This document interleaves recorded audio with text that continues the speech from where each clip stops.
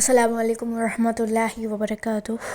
ఈరోజు టాపిక్ ఏంటంటే మదర్సా గురించి, ఉమెన్ మదర్సా గురించి అండి. నేను దీనిపైన సులభతరంగా చెప్పడానికే ప్రయత్నిస్తాను ఇన్షాల్లా.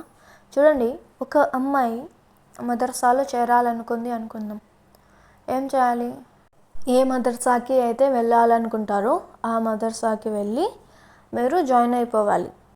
జాయిన్ అయిపోయిన తర్వాత మీ నాలెడ్జ్ని బట్టి మీకు క్లాస్లలో వేయడం జరుగుతుంది. అంటే మీకు అరబిక్ అని ఉర్దూ చదవడం రాయడం వచ్చి ఉంటే మీకు వేరే క్లాస్లో వేస్తారండి. అసలు రాకపోతే మిమ్మల్ని ఫస్ట్ నుంచే చదివిస్తారు.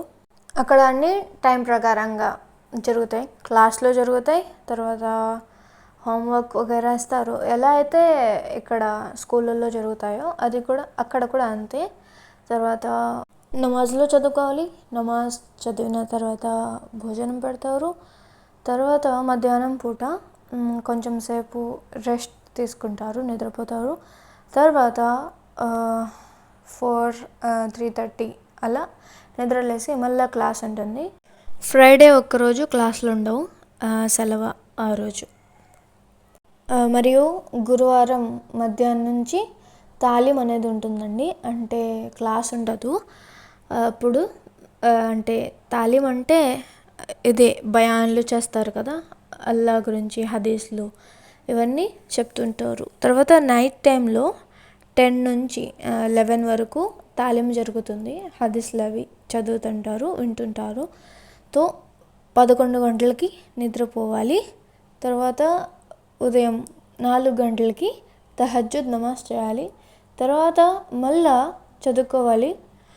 మళ్ళీ 5 గంటలు అంటే ఫజర్ నమాజ్ టైం అవుతుంది కదా, అప్పుడు ఫజర్ నమాజ్ చదువుకొని మళ్ళీ చదవడానికి అని ఖురాన్ ప్రాక్టీస్ చేస్తారు, చదువుకుంటారు. తర్వాత 6-6:30 దాకా చదువుకొని తర్వాత ఇష్రాక్ నమాజ్ చేసుకుంటారు. ఇది నఫిల్ నమాజ్. తర్వాత బ్రష్ చేసుకోవడం ఇలా వాళ్ళ పనులు అయిపోతాయి.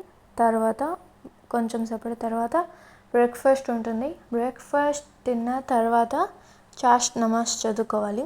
చదువుకున్న తర్వాత మళ్ళీ తాలీం ఉంటుంది. అంటే హదీస్లు ఇలా చదివి వినిపిస్తారు, బయాన్ చెప్తూ ఉంటారు. తర్వాత క్లాస్లోకి వెళ్ళిపోవాలి. అంతే అండి. ఇంకొక విషయం, అక్కడ ఓన్లీ ఉమెన్ అని అమ్మాయిలే ఉంటారు. ఒక్క అబ్బాయి కూడా ఎంటర్ అవ్వడానికి లేదు. అంతా స్ట్రిక్ట్గా ఉంటుంది పర్దా అనేది. మరి అక్కడ బట్టలు ఎవరు ఉతుకుతారు అంటే ఎవరు ఉతకరండి. ఎవరి బట్టలు వాళ్ళే ఉతుక్కోవాలి.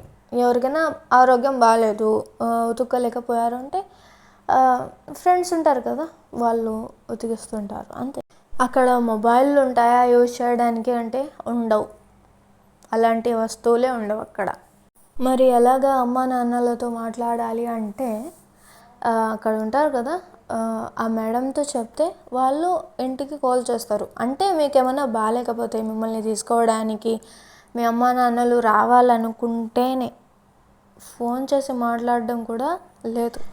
అయితే అమ్మా నాన్నలు పిల్లల్ని చూడడానికి ఎప్పుడు రారా మదర్సాకి అంటే ఎందుకు రారు? రావచ్చు. వీక్లీ వన్స్ కానీ లేకపోతే మంత్లీ ఎప్పుడు వెళ్ళాలంటే అప్పుడు వెళ్ళొచ్చు, కలవచ్చు, మాట్లాడవచ్చు. మరి మదర్సాలో ఫీజు ఉంటుందా అంటే ఎందుకు ఉండదు? ఉంటుందండి. అది మదర్సాను బట్టి ఉంటుంది.